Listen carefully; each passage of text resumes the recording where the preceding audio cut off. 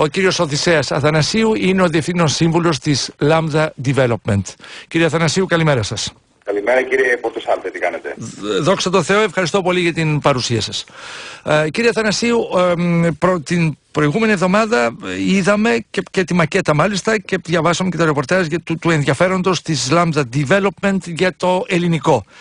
Σε ποιο στάδιο είναι, πού είναι όλη η ιστορία τώρα? Κοιτάξτε, αυτή τη στιγμή το ΤΑΙΠΕΔ και οι σύμβουλοι του μελετούν την τεχνική μας πρόταση, δηλαδή το master plan που είπατε ότι είδατε και εσείς. Αύριο υπάρχει η ενημέρωση ότι θα συνεδριάσει το Διοικητικό Συμβούλιο του ΤΑΙΠΕΔ για να ανακοινώσει κατά πόσο αυτή η πρόταση που έχουμε κάνει είναι σύμφωνη με τα τεχνικά κριτήρια που είχε θέσει υπόψη μας. Ναι. Λοιπόν, θα ήθελα παρακαλώ πολύ να ακούσουμε ποιο είναι το σχέδιό σας. Τι θέλετε να κάνετε σε αυτήν την έκταση των κοντά 6.000 στραμμάτων?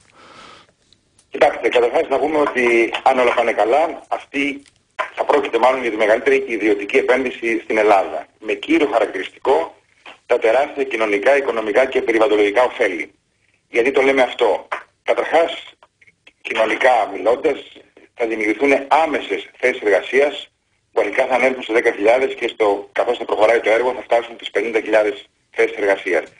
Ξαναλέω, μιλάω για άμεσες θέσεις εργασίας. Στο κατασκευαστικό κομμάτι που ξέρουμε τι έχει υποστεί αυτά τα χρόνια από την ύφεση και την οικονομική κρίση. Ναι. Και θα είναι επίσης, αν δεν κάνω λάθος, και για πρώτη φορά θα έχουμε ένα τέτοιο κατασκευαστικό έργο στο επίπεδο κατοικιών και εγκαταστάσεων και δεν ξέρω, καταστημάτων αν θα υπάρχουν, που θα γίνει από μια εταιρεία και όχι από προσωπικές εταιρείες κατασκευαστών. Έτσι δεν είναι? Θα γίνει από αρκετές κατασκευαστικές εταιρείες, γιατί το έργο είναι τόσο μεγάλο που υπάρχει χώρος για πάρα πολλούς εταιρείες.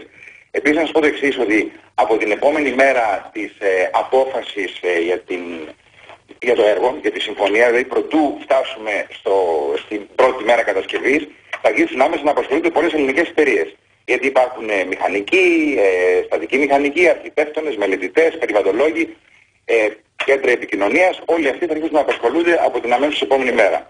Τώρα, λέγαμε πριν για να ξαναγυρίσουμε τι είναι τα σχέδιά μας για το έργο. Λέμε λοιπόν ότι πέραν του μεγάλου κοινωνικού ωφέλους των θέσεων εργασίας, θα φτιαχτεί ένα από τα μεγαλύτερα πάρκα παγκοσμίως. Έχουμε πει και έχει γραφτεί ότι σαν σύγκριση είναι περίπου τα 2 τρίτα ή παραπάνω από τα 2 τρίτα του Central Park της Νέας Υόρκης, αλλά για να μην πηγαίνουμε μόνο σε διεθνές επίπεδο και να κάνουμε συγκρίσεις, είναι σε μέγεθος περισσότερο από 15 φορές ο εθνικός μας κήπος.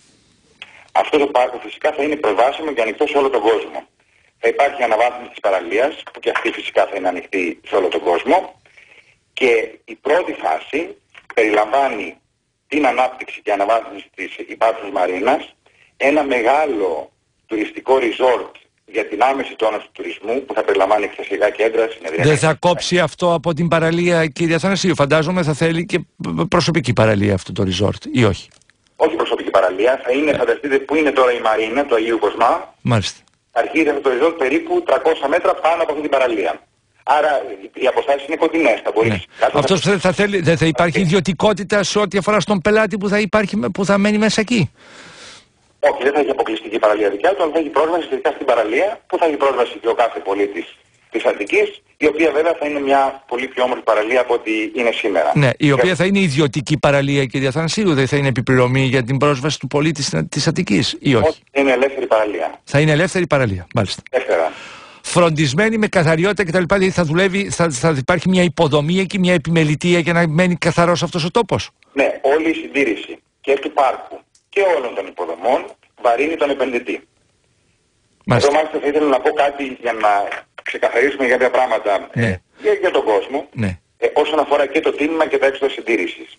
Το αρχικό τίμημα, θέλω να τονίσω, το αρχικό τίμημα περιλαμβάνει 3 συνιστώσεις. Μία συνιστώση είναι η κατασκευή του πάρκου, που την αναλαμβάνει όλοι ο επενδυτής. Δεύτερη συνιστώσα είναι το συνολικό κόστος των υποδομών. Όλες οι υποδομές που θα γίνουν σε αυτόν τον χώρο, όλες βαρύνουν τον επενδυτή. Πάρκα, πλατείες, δρόμοι, οτιδήποτε γίνει με την παραλιακή, όλα αυτά βαρύνουν τον επενδυτή. Η τρίτη συνιστώσα είναι η αξία των μετοχών της ελληνικού ΑΕ. Αυτά λοιπόν τα 3 κόστη είναι το αρχικό τίμημα που αναλαμβάνει ο επενδυτής. Μεταγενέστερα, 30% των κερδών που θα βγάζει η επένδυση θα πηγαίνουν στο κράτος, Φανταστείτε το μέγεθος των φόρων που θα εισπράττει το κράτος, ΦΠΑ, φορείς μισθών υπηρεσιών, φόρος εισοδήματος. Σε ποιους προσβλέπετε να έρθουν ως πελάτες σας, κύριε Αθανασίου, αυτό θέλω να καταλάβω, και τι θα αγοράσουν επιπλέον αυτοί οι άνθρωποι? Φαντάζομαι με ένα υψηλό κόστος, αλλά τι θα πάρουν? Θα σας πω αμέσως, το τελευταίο που ήθελα να πω για το τι αναλαμβάνει ο επενδυτής είναι ότι και η συντήρηση του πάρκου επίσης βαρύνει τον επενδυτή για όλη τη διάρκεια ζωής του έργου. Τώρα, πού αποσκοπούμε, ποιοι πρέπει να αγοράσουν? Αυτή είναι μια ανάπτυξη που περιλαμβάνει, όπως είπαμε, ξενοδοχεία, περιλαμβάνει εμπορικές αναπτύξεις, παραδείγματος χάρη ένα εμπορικό κέντρο, περιλαμβάνει οικιστικές αναπτύξεις, είναι γενικώς μια σύνθετη ανάπτυξη. Αγοραστές ελπίζουμε ότι θα προέρχονται από το εξωτερικό. Είναι πάρα πολύ σημαντικό ότι ήδη μετέχουν ξένα κεφάλαια από την Κίνα και το Αμπου Ντάμπι. Φτάνει να σας πω ότι η Φοσούν, ο Κινέζος εταίρος μας, μεταξύ των πολλών δραστηριοτήτων που έχει, μετέχει και στον τουρισμό. Φανταστείτε ότι από 100 εκατομμύρια περίπου Κινέζους τουρίστες που ταξιδεύουν διεθνώς, αυτή τη στιγμή στην Ελλάδα έχουν περίπου 50.000. Μάλιστα. Τι ιδιωτικότητα δίνεται για ένα τέτοιο κόστος, κύριε Θανασίου? Ότι φαντάζομαι ότι κάποιος που θα έρθει να έρθει να αγοράσει θα θέλει μια ιδιωτικότητα. Τι δίνετε εσείς, τι παρέχετε? Η ιδιωτικότητα παρέχεται αυτή που παρέχεται σε οποιονδήποτε αγοράζει ένα σπίτι, σε οποιαδήποτε περιοχή. Το όφελος φυσικά είναι ότι εκεί, αν το σκεφτείτε, θα βρίσκεται κάποιος σε μια περιοχή που θα είναι μπροστά ή δίπλα σε ένα από τα μεγαλύτερα πάρκα όπως έχουμε διεθνώς, μπροστά σε μια πανέμορφη παραλία και σε μια περιοχή που θα χαρακτηρίζεται από πάρα πολύ σύγχρονες υποδομές. Από δρόμους, από ανανεώσιμες πηγές ενέργειας, από το οτιδήποτε φαντάζεται κανείς ως μοντέρνο και από έναν φορέα, φαντάζομαι, που θα είναι του επενδυτή, ο οποίος θα κρατάει καθαρό το περιβάλλον. Ασφαλώς. Δηλαδή ο Δήμος Ελληνικού Αργυρούπολης, Φερρυπίν, θα αναλάβει την καθαριότητα ή θα έχετε εσείς την καθαριότητα, ο επενδυτής? Θα την αναλάβει ένας φορέας. Εμείς είμαστε υπεύθυνοι για το κόστος του πράγματος. Είμαστε υπεύθυνοι για το να παραμένει ο χώρος καθαρός και επίσης το πάρκο να συντηρείται όπως πρέπει. Μια και αναφέρετε τώρα το Δήμο Ελληνικού, νομίζω ότι οι πλέον άμεσα κερδισμένοι, πέραν από τις εργασίες που θα δημιουργηθούν, είναι οι κάτοικοι των όμορων Δήμων. Είναι οι όμορφοι Δήμοι. Όχι μόνο του Ελληνικού, γιατί φανταστείτε τώρα να έχετε σπίτι. Και της Γλυφάδας. Προφανώς. Αυτό είναι κάτι άλλο που πρέπει να καταλάβουμε. Του Αλήμου, από την άλλη πλευρά, οι υπεραξίες που θα δημιουργηθούν στα γύρω-γύρω θα είναι προφανώς μεγάλες. Είναι πολύ μεγάλες και πέραν αυτού, φανταστείτε ότι είστε κάτοικος, ας πούμε, Αργυρούπολης. Σας αφήσουμε το ελληνικό. Αυτή τη στιγμή έχετε μπροστά σας την Λεωφόρο Βουλιαγμένης και μετά μια μεγάλη έκταση τσιμέντου, το αεροδρόμιο, που σας εμποδίζει να πάτε στη θάλασσα. Με αυτό το έργο, αντί να έχετε μπροστά στο τσιμέντο, διασχίζετε ένα πολύ ένα πάρκο. 10 λεπτά, ένα τέταρτο περπατώντας μέσα σε αυτό το πάρκο, βρίσκεσαι στην παραλία. Άρα αλλάζει η καθημερινότητά σου. Είτε είσαι στην Αργυρούπολη, είτε στην... Σε πόσες θέσεις αναφερθήκατε, κύριε Αθανασίου, γιατί ζητάνε πληροφορίες οι ακροατές μας, και επίσης αν μπορείτε να δώσετε απάντηση με τι μισθούς θα γίνουν αυτές οι προσλήψεις?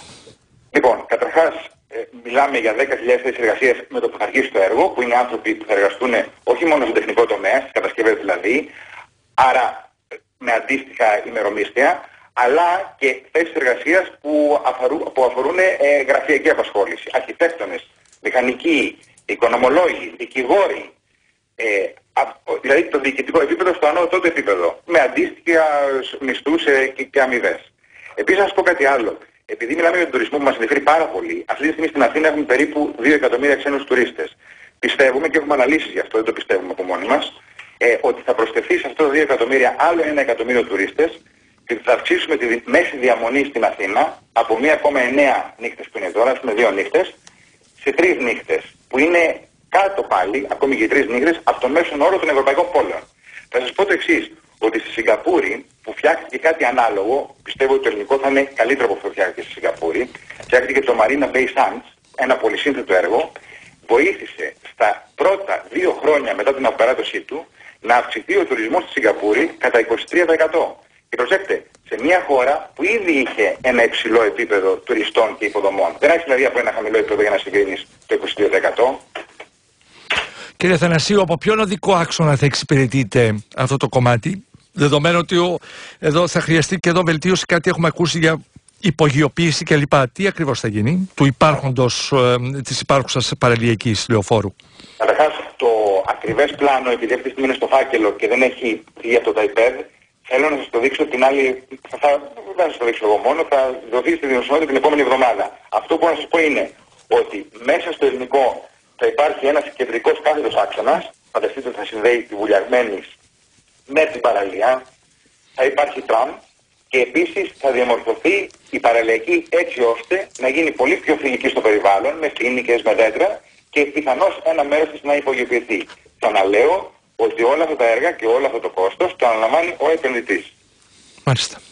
Θα τα ξαναπούμε συνεπώς, κύριε Θανασίου, διότι ακούγεται πολύ ενδιαφέρον όλο αυτό το εγχείρημα. Μόνο αν έχω 5 δευτερόλεπτα. Ορίστε παρακαλώ. Ότι όσον αφορά αυτούς που μετάσχουν, είναι πάρα πολύ σημαντικό ότι μετέχει η Φωσούν και το Αμπουντάμπι και πιστεύω ότι θα μετάσχουν και άλλα ξένα κεφάλαια, αλλά και κυρίως πέραν του ελληνικού ομίλου που βοήθησε πάρα πολύ στο να έρθουν τα ξένα κεφάλαια, γιατί είδαν ότι υπάρχει ελληνικός όμιλος που όχι μόνο έχει αξιοπιστία, αλλά βάζει τα δικά του κεφάλαια. Θέλω να πιστεύω ότι θα υπάρξουν και άλλα ελληνικά κεφάλαια που θα μπουν στο έργο πολύ σύντομα. Συν το, όπως είπατε στον πρόλογό σας, συν το πλήθος δουλειάς που θα δοθεί υπεργολαβικός σε αυτή την ανέγερση. Ναι, είναι κάτι... Από το να σπάσει το μπετόν κάτω, από το να σπάσει η άσφαλτος και το τσιμέντο που στηρίζουν τους διαδρόμους προσγείωσης, μέχρι να φτιαχτεί το πάρκο και οι κατασκευές που λέτε. Σας ευχαριστώ πολύ, κύριε Αθανασίου, χάρηκα. Εγώ ευχαριστώ. Καλημέρα σας. Ο κύριος Οδυσσέας Αθανασίου, Διευθύνων Σύμβουλος της Lambda